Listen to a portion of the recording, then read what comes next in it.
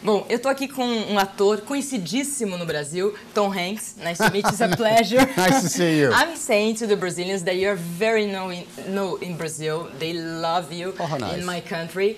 E ele interpretou neste filme 5 personagens diferentes. É um novo conceito de animação que está surgindo por aí. I'm telling them that this is a new concept of animation, and I want to explain about this exactly. Well, a standard animated movie like Toy Story would be, I would go into a soundstage and record into a microphone all my lines, and then they would go off and draw absolutely everything, my face, the hands, the scene.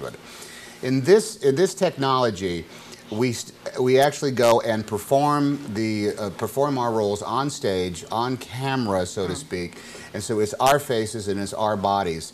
And what the animators do afterwards is they add all of those elements that are not there when we shoot. They add our hair, they add our makeup, they add our costumes, and they add our sets.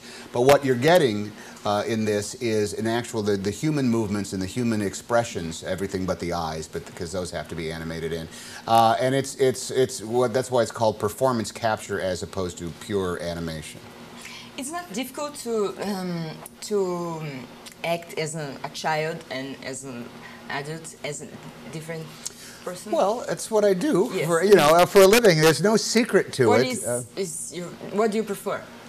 Well, the character? To me, boy, there's really no difference. The fact is that this child, this 8-year-old boy, is undergoing. He's in the midst of a crisis. He's on an adventure in which he's trying to get the answers to all these questions of how Christmas works. He's trying to figure out, all of those intangible ends that don't make sense for him.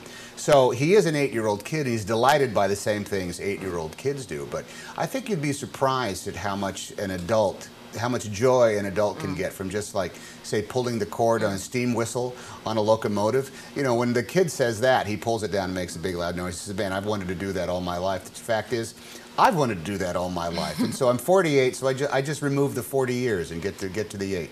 We can see your movies. You go to drama, to comedy, and it's very easy for you. What do you think what do you prefer? Well, there is no preference. When I first set out and was an actor in my first professional jobs, I was in repertory theater, where you performed 8 plays over the course of the season, and some of them were comedies, and some of them were histories, and some of them were tragedies. And the great joy of being an actor is making all of those things come to life. The fact is, one is not easier than the other. One is not harder than the other. It has to be real. It has to be true.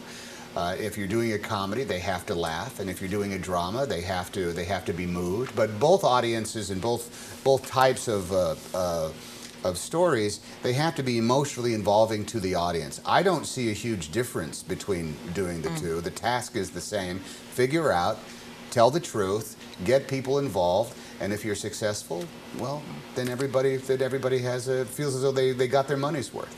We can see that you help a lot of young directors, actors, and people that independent movies. And I want to know more about this. Do you think it's important an actor like you to help these people? Well, I love going to the movies, and when you get into an economic atmosphere in which the only movies that can be seen by a broad audience are big, huge, big budget studio films, after a while it just becomes boring. The fact is, there's incredible, great talents of filmmakers out there that are making movies for $5 million or $10 million, in some cases $800,000. And even though they might not be seen on a wide basis in the movie theaters, they will exist on DVD. They will exist on the film festival circuit. They will exist in some cases in small revival houses, or just your own house when you can buy them. And I am on a constant search for something that I've never seen before, through the eye of a filmmaker that is interpreting it in a way that I've never seen it. And I think that in the United States now, particularly, we are so open to much more of the world cinema. We're much more open to the concept of an independent cinema.